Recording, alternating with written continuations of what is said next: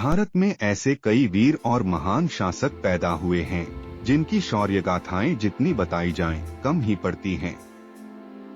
एक ऐसे ही महान शासक और योद्धा थे महाराणा कुंभा, जिन्हें महाराणा कुंभकर्ण या कुंभकर्ण सिंह के नाम से भी जाना जाता है। मेवाड़ में उनका शासनकाल 1433 से 1468 तक रहा। इसी दौरान उन्होंने काफी सुंदर सुंदर स्थापत्य कलाओं का निर्माण भी करवाया था। वे बहुत बुद्धिमान होने के साथ साथ ताकतवर भी थे। बताया जाता है कि उनकी कद काठी इतनी लंबी थी कि वे कुंभलगढ़ में बने 5 फुट शिवलिंग का अभिषेक बैठे बैठे ही कर दिया करते थे। युद्ध के अलावा राणा कुंभा को अनेक दुर्ग और मंदिरों के निर्माण के लिए भी इतिहास में याद किया जाता है। उनका स्थापत्य युग स्वर्ण काल के नाम से जाना जाता है। उनका जन्म चित्तौड़गढ़ दुर्ग में 1403 ईस्वी में हुआ था तथा उनके पिता का नाम महाराणा मोकल और माता का नाम सौभाग्य देवी था। उनकी पत्नी का नाम स्पष्ट ज्ञात नहीं है, लेकिन इतिहासकार कर्नल जेम्स टोड के अनुसार महाराणा कुंभा की पत्नी का नाम मीराबाई था, लेकिन अन्य इतिहासकारों ने उनके इस दावे को गलत ठहराया है। महाराणा कुंभा के 2 पुत्र राणा उदय सिंह और राणा रायमल तथा एक पुत्री थी जिसका नाम रमाबाई था।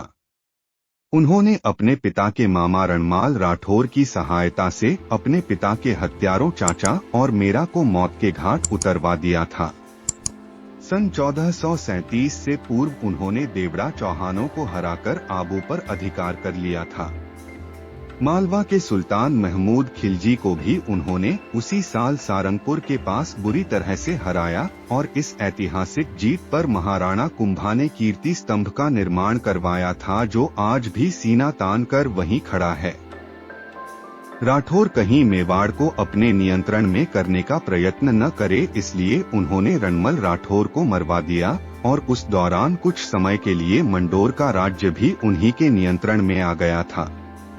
राजगद्दी पर बैठने के 7 वर्षों के भीतर ही उन्होंने सारंगपुर, नागौर, नाराना, अजमेर, मंडोर, मोडालगढ़, बूंदी, खाटू चाटूस आदि के सुदृढ़ किलों को जीत लिया और दिल्ली के सुल्तान सैयद मोहम्मद शाह और गुजरात के सुल्तान अहमद शाह को भी परास्त किया।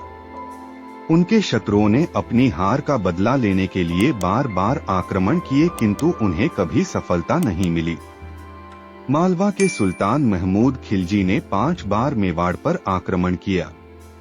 नागौर के सुल्तान शम्स खां ने गुजरात की सहायता से स्वतंत्र होने का प्रयत्न किया। यही हाल आबू के देवड़ों का भी हुआ। मालवा और गुजरात के सुल्तानों ने मिलकर महाराणा पर कई बार आक्रमण किया, किंतु वे हर बार विफल रहे। वे डिडवाना की नमक की खान से कर वसूला करते थे और खंडेला, आमेर, रणथंभौर, डूंगरपुर, सिहारे आदि को जीतकर अपने अधीन कर लिया था। इस प्रकार राजस्थान का अधिकांश भाग, गुजरात, मालवा और दिल्ली के कुछ भाग जीतकर उन्होंने मेवाड़ को महाराज्य बना दिया था। किंतु महाराणा कुंभा की महत्ता उनकी युद्धों में विजय से अधिक उनके सांस्कृतिक कार्यों के कारण है। आपको जानकर हैरानी होगी कि मेवाड़ में निर्मित 84 किलों में से 32 किले तो राणा कुंभा ने ही बनवाए थे। महज 35 वर्ष की अल्पायु में उनके द्वारा बनवाए गए 32 दुर्गों में चित्तौड़गढ़, कुंभलगढ़, अचलगढ़, मचान दुर्ग, भौसठ दुर्ग और बसंतगढ़ महत्वपूर्ण और भव्य हैं। चित्तौड़ दुर्ग का आधुनिक निर्माता भी उन्हें ही कहा जाता है, क्योंकि दुर्ग के अधिकांश वर्तमान भाग का निर्माण उन्होंने ही करवाया था। दुनिया की दूसरी सबसे लंबी दीवार जिस किले के बाहर मौजूद है, उसका निर्माण भी राणा कुंभा ने ही करवाया था। इसे कुंभलगढ़ के किले के नाम से जाना जाता है और दीवार को कुंभलगढ़ की दीवार कहते हैं कि इस किले के निर्माण में 15 साल का लंबा वक्त लगा था। आप ये जानकर हैरान हो जाएंगे कि इस किले के अंदर 360 से ज्यादा मंदिर हैं, जिनमें से 300 प्राचीन जैन मंदिर और बाकी हिंदू मंदिर हैं। राणा कुंभा कितने ताकतवर शासक थे, इसका अंदाजा आप इसी बात से लगा सकते हैं कि वो आमेर और हाड़ौती जैसे ताकतवर राजघरानों से भी टैक्स वसूला करते थे। हालांकि राणा कुंभा एक उदारवादी शासक भी थे। कहा जाता है कि वह अपने राज में जहां कहीं भी लोगों को प्यास से परेशान देखते थे, वहां पर तालाब खुदवा देते थे। उन्होंने अपने शासनकाल में बड़ी संख्या में तालाबों का निर्माण करवाया था। राणा कुंभा का इतिहास केवल युद्धों में विजय तक ही सीमित नहीं है, बल्कि उनकी रचनात्मकता भी आश्चर्यजनक है। संगीत राज उनकी महान रचना है, जिसे साहित्य का कीर्ति स्तंभ माना जाता है। कुछ इतिहासकारों के मुताबिक राणा कुंभा ने कामसूत्र जैसा ही एक ग्रंथ भी लिखा था। साथ ही खजुराहो में जिस तरह की मूर्तियां हैं, उसी तरह की मूर्तियां उन्होंने अपने राज में भी बनवाई थी।